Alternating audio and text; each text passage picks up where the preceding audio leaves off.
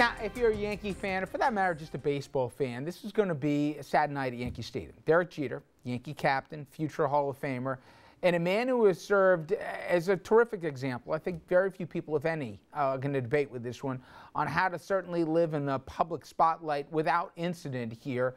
He's going to play his final home game. And we're going to talk more with the table in a second about Jeter, why he has had such resonance with so many people here, and also what he's meant to the game in a moment. But first, I want to take you live to Yankee Stadium, where Fios One's Natalie Patterson. She's been talking to those fans, already gathering for what will be, I'm sure, a night to remember. Natalie?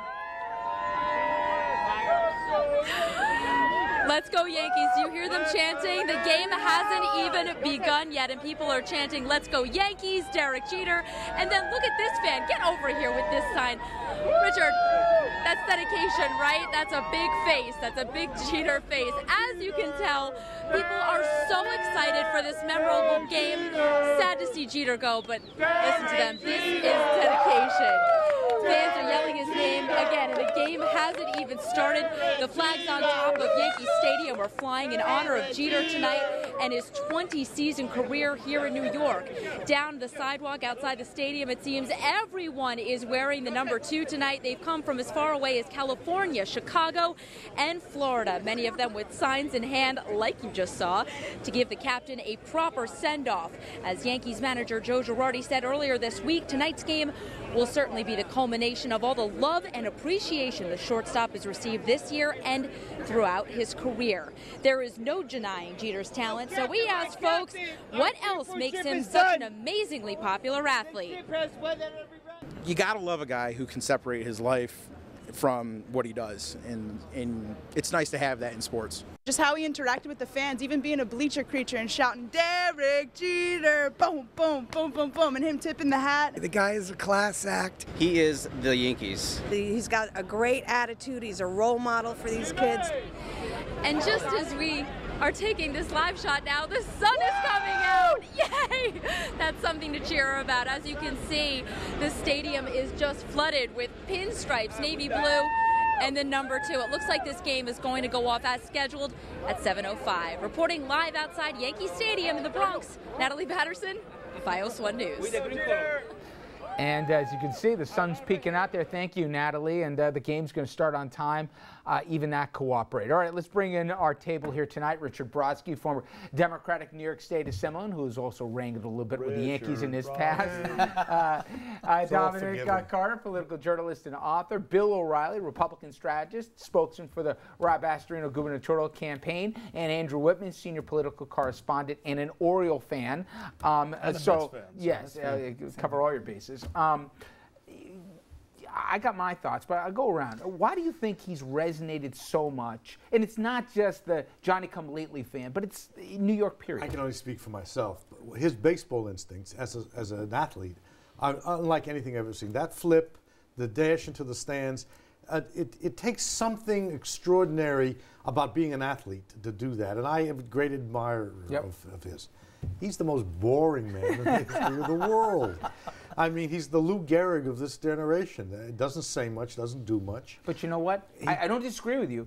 But don't you think that's part of the appeal? Because in a day and age where we know everything about everybody, you look at some of the biggest stars, they share everything about their lives. I agree. He's kept it in, I agree. and I think that adds to his allure. I think that's one of the things that's admirable about him. He's kept his private life private. I don't know that that makes somebody a superstar. It has in this case. It's very strange. He has it, whatever it is. I mean, Mantle had it, but Mantle was out drinking and carousing. DiMaggio had it because he married a... This guy has it because, I don't know. Dom? It's real simple. He can ball, meaning he can play baseball very, very well. He's a winner, and he's cool. Yeah. Those characteristics... Why is he cool? He's cool because he's just got it. You know, he's got the... He carries himself a certain way. Right, he carries him, you know. He just recently revealed that he voted for Obama, and, you know, and he's just cool. You know, he's like... He's boring. He's like the... No, he's not boring. That's the image that he presents. He's not boring, trust me. He's just cool, and he's got it. He's got that it factor.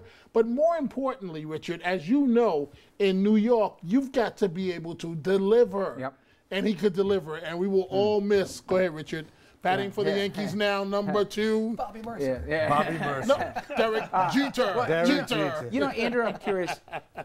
I got a lot of family. In fact, we have a person who works at the station that we all know very well worked for the Red Sox. But I have family in New England, diehard Red Sox fans. They would speak ill, and our friend who worked for the Sox would speak ill of so many Yankees, A-Rod at the top of the list. But Derek Jeter, they never had one bad word to say. In fact, the Sox themselves, the players, forget about for public consumption, privately to a man, they all respected immensely. And when you've seen this farewell tour, one of the things that stuck out is it doesn't matter what ballpark he goes to. He gets standing O's everywhere. And that's different from other retiring athletes I've seen. He actually got some boos at Oriole Park. But not many. And that goes back to the '97 playoffs, which wasn't his fault. He hit the ball, but it wasn't his bad call that gave Jeffrey the, don't ever say his name, that gave that ill-gotten home run. Look, I think it's just, he always manages to come through it, so it seems, at the biggest times. In the playoffs and in the World Series, and when all the pressure is on it. And to be able to see somebody who's just that clutch when it seems like it's needed most, I begrudgingly have to tip my cap to. But you lived through Cal Ripken, having a special relationship for people born and raised, Maryland. Obviously, Jeter came from Michigan, but from the first day to the last day, he wore the Oriole colors. And even though a lot of other people said, oh, he's taking away from the team by pursuing this streak and all the rest, there was a connection that if you grew up with him, he was your own, and that's that same kind of thing here. And there was something of a torch that was passed from Ripken to Jeter. They got to know each other, and I think there was a lot of mutual respect there. Ripken was the only star in Baltimore for the entire time that he was there. The Colts had left town, and he was the center of the sports world. Jeter's managed to do that in New York, despite the fact that there's so much other sports and so many other stars that shine in New York, and he still managed to come out to the top. So they're both unique, Hall of Fame characters. Bill, you've seen personalities in this marketplace, politics and otherwise, come and go, and you've dealt with crisis management yourself.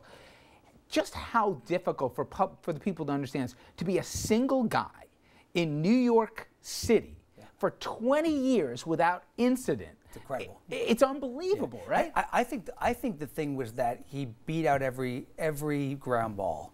I mean, this guy, I think Lou Gehrig was a good analogy, a good comparison. I mean, Derek Jeter showed up to work every day. He didn't make it about him. It was about the Yankees. It was never about him on or off the field. And I think that's the magic that he had. Jumping into the the fans loved him before he jumped into the seats. Yeah. But he beat out every ball. You never saw him lagging it. He went to work and he did the job. I hope he plays in Boston because I think the Boston fans would love to cheer him. It'll be interesting. That's the one caveat. Will he or won't he? Will tonight be his last game in pinstripes, or will he play any of the 3 remaining games in Fenway? But I had a couple 2 cents on this one, which is in the last couple of weeks, I've been taken aback by some of the criticism I've heard. And sure, the endless commercialization of the seemingly eternal goodbye tour, it's been a little much and a little numbing. I also appreciate that some of the breathless hosannas about Derek Jeter being the greatest Yankee, greatest player of his generation, let alone the greatest player of all time, have all been tough to take. He is none of the above. But these criticisms, I think, fail to mention a critical point. Derek Jeter never said those things about himself, and he's not the guy hawking used game socks on QVC. If all you focus on tonight is where Derek Jeter falls in the pantheon of baseball immortals, you never really understood his connection, I believe, and his importance to his team, his sport, and to people, frankly, like me. I'm probably the farthest thing you're ever going to meet from the worshiping fan. I never asked for an autograph, and I doubt I ever will of anybody. I don't expect athletes to be role models, and I certainly don't expect them to guide my children. But in a day and age where every headline with sports seems to focus on domestic abusers, preening dilettantes, steroid cheats, and mercenarial holdouts, Derek Jeter was the one athlete I actually put faith in, a faith that was returned without fail for 20 years. Now, I didn't come to that emotional investment blindly. I was a kid who ran home from school in 2nd grade to watch Bucky Dent break Boston hearts. I was there in the stands when Reggie hit 3 home runs off 3 Dodger pitchers and all hell broke loose in a great night in the Bronx.